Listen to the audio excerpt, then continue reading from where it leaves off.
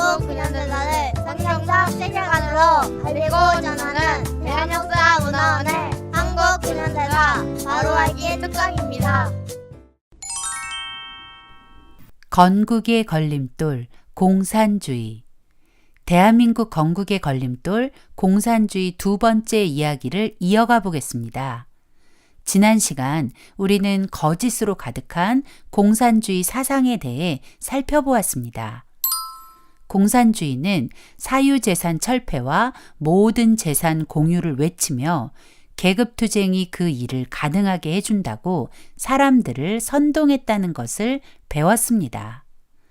공산주의자들은 무신론과 인본주의, 유물론과 진화론이라는 거짓 사상을 이용해 공산화를 진행해 나갔습니다. 그러나 거짓 사상으로 만들어진 공산주의는 그들이 말하는 이상과는 전혀 다른 결과를 낳았습니다. 오늘은 공산주의의 이상과 현실의 괴리감이 얼마나 큰지 역사적 증거들을 통해 공산주의의 실체를 확인해 보려고 합니다. 공산주의는 남 탓의 대가입니다. 특별히 그들이 타깃으로 삼는 것은 자본주의죠. 그래서 개인의 문제든 사회적 문제든 그 책임을 자본주의에 돌리고 한편으로는 공산주의가 그 문제들을 해결할 유일한 대안이라고 주장합니다.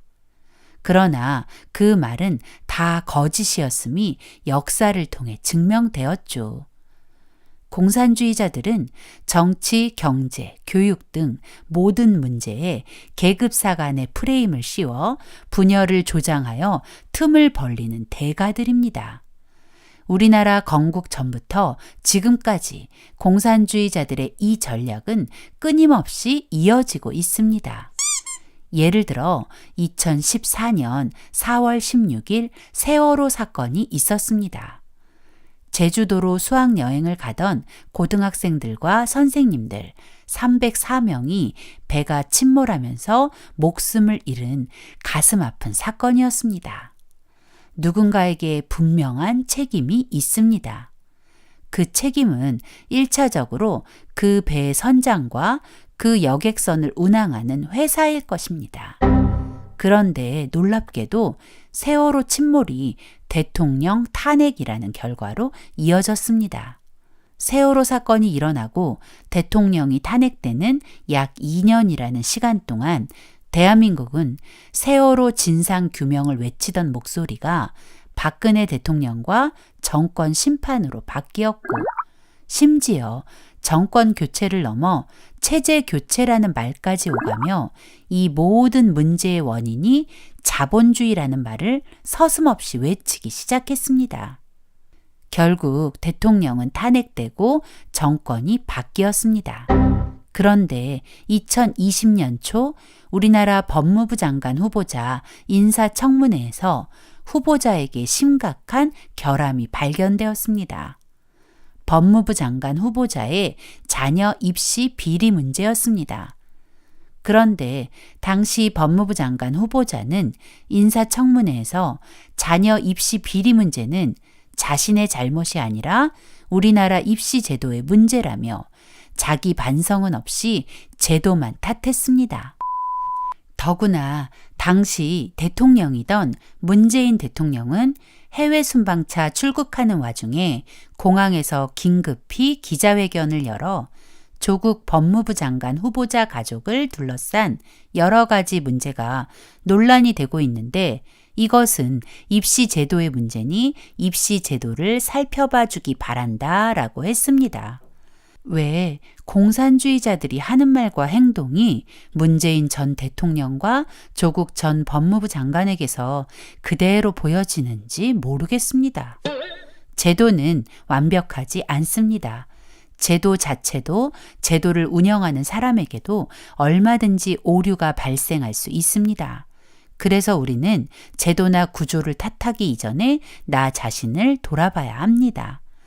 공산주의자들은 문제 해결을 위해 사회구조나 제도를 운운하는 것이 아닙니다. 단지 자신들의 목적을 달성하기 위한 수단일 뿐입니다. 성경은 의인은 없나니 하나도 없다고 말합니다. 또 모든 사람이 죄를 지었다고 합니다. 우리는 그 죄 때문에 행복해질 수 없다고 성경이 가르쳐 줍니다. 그러나 공산주의자들은 사람이 죄인이라는 것을 부정합니다. 자신이 죄인이라는 것을 부정하면 그 사람은 구원받을 수 없습니다. 분명한 것은 내가 죄인이라는 것입니다. 지금 대한민국이 이렇게 어려움을 겪고 있는 것은 어떤 한 사람만의 잘못이 아닙니다. 사회구조나 제도 탓만도 아닙니다. 우리 한 사람 한 사람이 하나님의 뜻대로 살지 않고 하나님의 방법대로 살지 않은 결과입니다. 이제 우리가 할 일은 회개뿐입니다. 공산주의자들은 공산혁명으로 유토피아를 만들어 준다고 말합니다. 공산주의자들이 주장하는 유토피아는 부자도 가난한 사람도 없는 평등한 세상입니다. 전형적인 포퓰리즘이죠. 그들이 평등한 세상을 만들기 위해 사유재산을 철폐하고 모든 재산을 공유하는 방법은 부자 것을 빼앗아 가난한 사람에게 나누어 주는 강도짓입니다. 하지만 사람들은 평등이라는 단어 하나에만 집중한 나머지 그 말이 어떤 결과를 가져올지 고민하지 않고 평등한 세상을 달라고 외치게 되는 것이죠. 하지만 이승만 박사는 공산주의자들이 주장하는 평등이 가져올 결과가 얼마나 끔찍한 것인지 깨닫고 공산당의 당부당에 공산주의자들이 주장하는 포퓰리즘의 모순을 정확히 지적했습니다. 먼저 사유재산을 없애고 공유한다는 공산주의자들의 궤변에 모든 사람의 재산과 토지를 모아서 똑같이 나눈다고 결국은 게으른 사람이 점점 늘어날 것이고 결국 나라가 망하게 될 것이라고 했습니다. 맞습니다.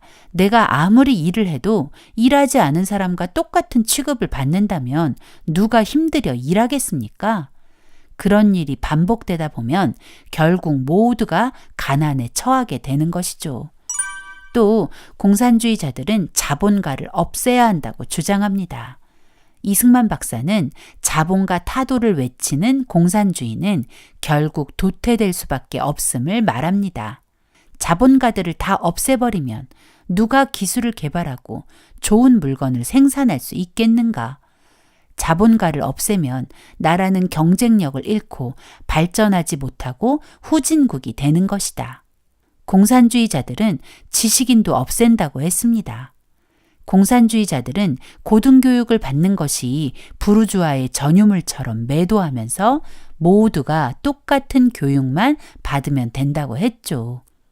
그러나 그것은 자기들이 잡은 권력을 유지하고 싶어 사람들을 바보로 만들려는 꼼수였습니다. 이승만 박사는 그들의 속내를 정확히 알고 있었기에 모든 사람의 하향 평준은 옳은 일이 아니라고 일침을 가했죠. 지나친 경쟁 구도에서 우리 아이들이 병들어 간다는 말로 평준화 교육을 주장하는 것은 결국 모두를 우매하게 만드는 어리석은 길임을 기억해야 합니다. 공산주의자들이 말하는 평등한 세상을 만들려다 망한 나라들이 많습니다. 아르헨티나, 베네수엘라, 그리고 그리스 같은 나라들입니다. 이 나라들은 부국이었으나 공산주의자들이 권력을 장악하면서 포퓰리즘을 시전하다가 국가 부도 사태를 맞이하게 된 것입니다. 사유재산 철폐와 재산 공유화를 하면 어떤 비참한 일이 벌어지는지를 잘 보여주는 사건이 바로 홀로모도르입니다.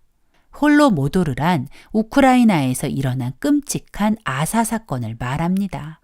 우크라이나는 러시아, 폴란드와 국경을 마주하고 국토의 중앙을 관통하는 큰 강이 흐르고 아래로는 흑해와 마주하는 풍요로운 곡창지대로 대대로 분홍이 많은 곳이었습니다. 그러나 공산주의 열풍에 휩쓸려 소련의 한 도시가 되어버린 우크라이나에는 반클라크, 즉 분홍 반대 시위가 일어나면서 농민들은 농지를 빼앗겼고 저장해둔 곡식마저 소련군에게 몰수당했습니다. 공산화된 우크라이나에서는 아무리 열심히 일해도 개인의 사유재산이란 존재하지 않았습니다. 사람들은 이제 더 이상 열심히 일을 해야 할 그 어떤 이유도 찾지 못했죠. 결국 사람들은 일하는 것을 포기하기 시작했고 기근까지 우크라이나를 덮치면서 우크라이나 곳곳에는 배고픔에 굶주리다가 말라 죽은 뼈만 앙상한 시체들이 쌓여가기 시작했습니다. 너무 배가 고파 죽은 사람의 시체를 뜯어먹는 일도 벌어지게 되었습니다. 1932년부터 1933년까지 만 1년 동안 우크라이나에서는 약 800만 명에서 1100만 명이라는 사람이 굶어 죽는 끔찍한 일이 벌어진 것입니다. 이 비참한 참사의 원인은 사유재산을 없애고 모든 재산을 공유화한 공산주의 때문입니다. 공산주의자들은 공산혁명으로 유토피아를 선물한 것이 아니라 생지옥을 선물한 것입니다. 이 끔찍한 진실을 세상에 알린 사람은 영국 출신 기자 가레스 존스입니다. 가레스 존스는 소련에서 벌어지는 스탈린의 만행을 취재하기 위해 소련으로 향했고 우크라이나에 도착했을 때 그가 목격한 현실은 너무나 끔찍했습니다. 그는 우크라이나의 참상을 카메라에 담았고 영국에 돌아와 스탈린의 실체를 세상에 폭로했습니다. 그러나 1932년 풀리처상을 받은 영국 출신 기자 월터 듀란티가 가레스 존스의 기사를 가짜 뉴스로 몰아붙였고 가레스 존스는 가짜 뉴스를 유포한 기자가 되어버렸습니다. 풀리처상 수상자였던 월터 듀란티의 말이 더 설득력 있게 들렸을 것입니다. 하지만 듀란티는 스탈린에게 매수된 쓰레기 기자에 불과했습니다. 소련이 붕괴되고 우크라이나가 독립하면서 가레스 존스가 전한 홀로모도르가 진실이었다는 것이 밝혀졌지만 이미 가레스 존스는 세상을 떠난 후였습니다. 성경은 분명히 말합니다. 악인을 의롭다 하며 의인을 악하다 하는 이 두 자는 다 여호와의 미워하심을 입느니라. 우리가 진실을 외면하고 말하지 않는 것도 듀란티와 같은 행동이 아닐까요? 공산주의자들이 외치는 평등은 결코 사람들을 자유롭게 하지 못합니다. 오히려 고통만 주는 무서운 함정일 뿐입니다. 공산주의자들은 자신의 목적을 위해서라면 무엇을 해도 된다고 생각합니다. 공산주의 혁명을 위해서는 무엇을 해도 선한 것이라 주장하며 학살도 거짓말도 필요하면 얼마든 할 수 있다고 가르칩니다. 그들은 유물론에 물들어 있으니 양심의 가책을 느끼지 않습니다. 소련의 정치범 수용소를 굴락이라고 부릅니다. 얼마나 끔찍했는지 사람들은 굴락을 죽음의 공장이라 불렀습니다. 히틀러가 유대인을 학살한 끔찍한 독일의 아우슈비츠보다 더 많은 사람을 더구나 동족을 잔인하게 학살한 곳이 바로 굴락입니다. 소련은 공산화 과정에서 약 2,700만 명의 기독교인을 학살했고 그 외 4,500만 명을 포함하여 약 7천만 명을 학살했습니다. 공산주의에 찬성하지 않으면 얼마든지 동족, 친구, 가족마저도 망설이지 않고 죽일 수 있는 것이 공산주의입니다. 소련만 그런 것이 아닙니다. 캄보디아도 1975년부터 공산주의자 폴포트가 권력을 잡으면서 1979년까지 약 4년 동안 끔찍한 민족 학살이 벌어졌습니다. 약 170만 명의 사람들이 공산주의자들에게 끔찍한 학살을 당했다고 합니다. 이 끔찍한 학살은 영화로도 만들어져 공산주의의 악랄한 실체를 보여주었죠. 공산주의는 캄보디아를 영화 제목 그대로 킬링 필드, 죽음의 땅으로 만들어버렸습니다. 최초의 공산주의 혁명을 주도한 레닌은 공산당은 다른 세력이나 단체들과 더불어 행동을 통일하고 그 중에서도 근본적인 문제의 견해를 달리하는 사람들과도 협력하는 능력을 보여주어야 한다라고 했습니다. 이 말은 절대 하나 될 수 없는 대상과도 얼마든지 연합할 수 있다는 것입니다. 진짜 좋아서가 아니라 거짓으로 그런 척 해야 한다는 것입니다. 예를 들면 공산주의와 기독교는 절대 하나가 될 수 없습니다.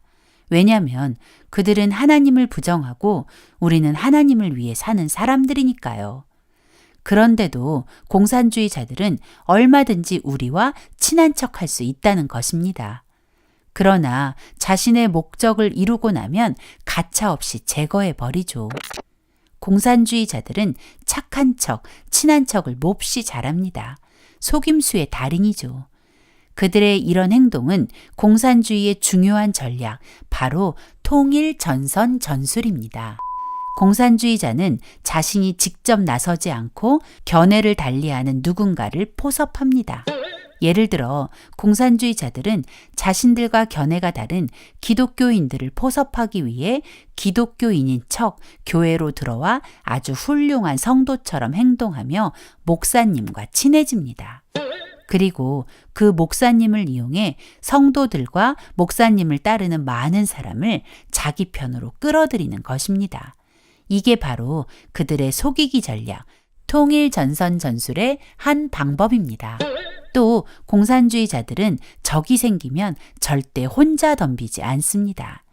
만약 적이 셋이라면 먼저 적 둘을 포섭합니다. 그래서 셋이 힘을 모아 적 하나를 제거하죠. 그리고 나면 또 하나의 적을 포섭해 둘이 하나의 적을 제거하는 것입니다. 그리고 마지막 1대1이 되면 아주 격렬하게 싸워서 나머지 하나의 적을 제거해버리고 공산주의자가 모든 권력을 차지하는 것, 이것이 그들의 전략입니다. 우리는 그런 사람들을 배신자라고 하지만 그들은 그렇게 생각하지 않습니다. 오히려 프롤레타리아의 독자성이라며 자신들의 전략을 자랑하죠. 자신들의 목적을 위해서라면 뭐든지 괜찮다는 악한 신념을 가진 자들이 바로 공산주의자입니다. 공산주의자들은 거짓 선전선동의 달인입니다. 그들은 거짓말로 사람들의 마음을 빼앗습니다. 그래서 그들은 혁명을 할 때 언론부터 장악합니다. 우리는 자주 뉴스에서 봤는데 라고 말하며 뉴스에서 나온 말이니 믿을 수 있다고 생각합니다. 정말 뉴스를 믿을 수 있을까요? 그렇지 않습니다. 공산주의자들은 혁명에 앞서 언론을 장악하고 자신들이 원하는 뉴스를 만들어 세상을 기만하는 능력자들입니다. 레닌이 공산혁명을 할 당시에는 신문이 언론의 대표 주자였다면 지금은 인터넷, 유튜브, SNS, TV 뉴스, 신문 등으로 그 폭이 넓어졌습니다. 공산주의자들은 그런 매체를 이용해 사람들을 속이고 선동한다는 것입니다. 레닌은 공산혁명을 하려면 반드시 언론을 이용해야 한다고 했습니다. 잘 훈련된 소수의 공산주의 혁명가가 있다고 혁명에 성공하는 것이 아니다. 대중을 선동해서 공산주의를 지지하게 만들어야 한다. 그것을 위해 언론은 아주 중요하다. 적의 약점을 폭로하고 많은 사람이 우리의 적을 미워하게 만들어야 한다. 그것을 위해 신문이 필요하다. 언론은 집단적 교육자, 선전자, 선동자, 조직자이기 때문이다. 민주주의가 망할 때까지 우리가 민주주의인 척하면 된다. 레닌은 신문을 이용해 적의 약점을 폭로하고 사람들이 그 적을 미워하게 하고 자신들은 좋게 보이도록 하라고 했습니다. 언제까지? 적이 완전히 망할 때까지. 그래서 공산주의자들은 언론을 장악하고 이용하는 것이죠. 이 그림을 보면 언론이 얼마나 쉽게 이용당하는지 알게 됩니다. 실제 장면과 카메라에 담긴 장면은 뭔가 위화감이 있습니다. 실제는 오른쪽 사람이 가해자인데 카메라에 담긴 장면은 왼쪽 사람이 가해자로 보이게 만들었습니다. 언론 장악의 노림수가 바로 언론 조작입니다. 무엇을 보여주느냐에 따라 진실은 얼마든지 덮일 수 있기 때문이죠. 공산주의자들은 자신들의 목적을 위해 지금도 이런 일들을 하고 있습니다. TV, 신문, 그리고 여러 매체, 기독교 신문인 줄 알았던 곳에서 언론 조작을 통해 사회주의 공산주의는 엄청나게 숭고하고 깨끗한 것처럼 추켜 세워 사람들에게 호감을 가지게 하고 자유민주주의나 기독교는 엄청난 비리 집단처럼 프레임들을 만들어 사람들로부터 미움을 받게 하는 것입니다. 그런데 이런 언론도 결국엔 공산주의자들에게 제거 대상이라네요. 레닌은 공산주의 혁명이 끝나고 나서 신문을 그냥 두는 것은 바보 같은 짓이라고 했습니다. 레닌은 러시아에 있던 41개의 신문을 활용해서 혁명에 성공하고는 혁명이 끝난 후 한두 개만 남겨놓고 3일 만에 모든 신문을 폐간시켜 버리죠. 공산주의자들이 원하는 언론은 혁명의 도구일 뿐 결코 진실을 전하는 전달자가 아니라는 것을 기억해야 합니다. 공산주의 혁명의 목적이 무엇일까요? 바로 가정과 교회, 국가 해체입니다. 왜 공산주의자들은 가정과 교회를 해체하려 할까요? 공산주의자들이 가정과 교회를 해체하려는 까닭은 그들이 하나님과 교회를 대적하는 적그리스도 세력이기 때문입니다. 레닌은 공산주의 혁명을 하면서 교회를 노동자, 농민, 무산대중의 원수로 규정하고 교회를 없애야 한다고 했습니다. 스탈린 다음으로 소련의 권력을 잡은 후르시초프는 3년 안에 크리스천들을 다 없앤 후 마지막 한 사람 남은 것을 전국 TV에 보여준 다음 처치하여 크리스천들의 씨를 말려버리겠다고 했습니다. 그런데 공산혁명 이후에도 여전히 완전한 공산화가 되지 않았습니다. 억압할수록 교회는 힘을 얻었고 신앙을 통해 공산주의와 싸우게 되었기 때문입니다. 공산혁명으로만 진정한 공산주의를 완성할 수 없다는 것을 깨달은 게오르크 루카치는 마르크스 혁명의 실패 원인을 기독교로 규정했습니다. 그리고 더 이상은 집단적 혁명이 아닌 개인의 의식, 정신, 문화에서 기독교를 완전히 뿌리 뽑아야 공산혁명이 가능하다고 주장했습니다. 안토니오 그람시는 진지정과 헤게모니 이론을 세상에 내놓으며 전쟁에서 진지를 구축하여 싸우듯 정치, 경제, 교육, 문화 등 다양한 영역에 공산 진지를 구축하고 오랜 시간에 걸쳐서라도 주도권을 장악하여 공산주의를 완성하자고 했고 그람시의 진지정과 헤게모니, 즉 주도권 장악은 이미 대한민국을 아수라장으로 만들어버렸습니다. 그람시의 진지전은 문화혁명이라는 이름으로 중국을 장악해 모든 권위에 도전하도록 사람들을 부추겼습니다. 학생이 선생님을 죽이고 또 자녀가 부모를 처단하게 하는 일들이 마구 일어났죠. 결국은 가정이 깨지고 학교가 무너지고 교회가 무너졌습니다. 중국에서 이런 혁명이 성공하고 난 후 유럽에도 그 혁명의 바람이 불기 시작했습니다. 1968년 유럽에는 모든 금지하는 것을 금지하라.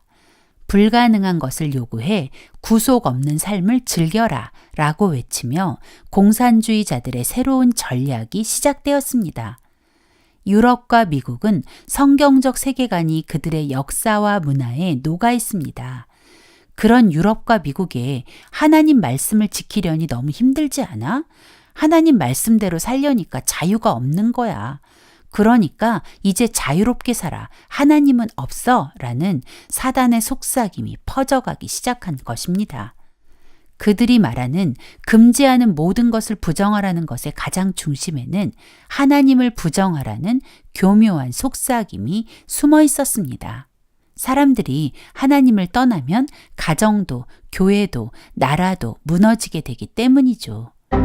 공산주의자들은 교회와 가정을 파괴하기 위해서 성혁명을 주장하고 동성애를 사랑으로 둔갑시키고 여성들의 자유를 운운하며 페미니즘을 등장시켜 가정과 교회를 해체하려는 아주 무서운 시도들을 끊임없이 이어가고 있습니다. 이승만 박사는 공산주의자들의 기독교 말살 계획을 강력히 비판했습니다. 그 이유는 기독교가 우리에게 자유와 평등을 전해준 하나님의 선물이기 때문입니다. 이승만 박사는 교회가 없어지면 세상이 악해진다는 것을 잘 알고 있었습니다. 우리가 사는 목적은 하나님을 영화롭게 하는 것과 하나님을 즐거워하는 것입니다. 그러나 공산주의자들의 목적은 계급투쟁으로 권력을 가지는 것입니다. 성경은 우리에게 분명히 말합니다. 아, 너희들에게 재앙이 있을 것이다. 나쁜 것을 좋다고 하고 좋은 것을 나쁘다고 하는 사람들아, 어둠을 빛이라고 하고 빛을 어두움이라고 하는 사람들아, 쓴 것을 달다고 하고 단 것을 쓰다고 하는 사람들아, 아, 너희에게 재앙이 있을 것이다. 스스로 똑똑한 사람이라고 보고 스스로 많이 안다고 여기는 사람들아, 우리는 성경의 경고를 기억해야 합니다. 똑똑한 척하며 공산주의를 용인하면 결국 우리는 완전한 멸망으로 가게 될 것입니다. 2차 세계대전 이후 한반도 주변 지도입니다. 많은 나라들이 소련에 의해 붉게 물들어 버렸죠. 그런데 우리가 사는 대한민국은 그 붉게 물든 나라들 속에서 자유를 지켜냈습니다. 대한민국 건국 과정에서 우리나라는 공산화가 될 수 있는 충분한 조건들이 있었지만 공산주의의 실체를 정확히 알고 끝까지 맞서 싸웠던 이승만 박사가 있었기 때문에 오늘 우리가 이 자유를 누리고 있는 것입니다. 사람의 수가 많다고 승리하는 것이 아닙니다. 한 사람이라도 깨어 있다면 승리할 수 있습니다. 위기 때마다 하나님을 의지하고 넓은 길이 아닌 하나님이 원하시는 길로 걸어간 이승만 박사처럼 우리가 위기에서 대한민국을 건져낼 한 사람이 되시길 바랍니다.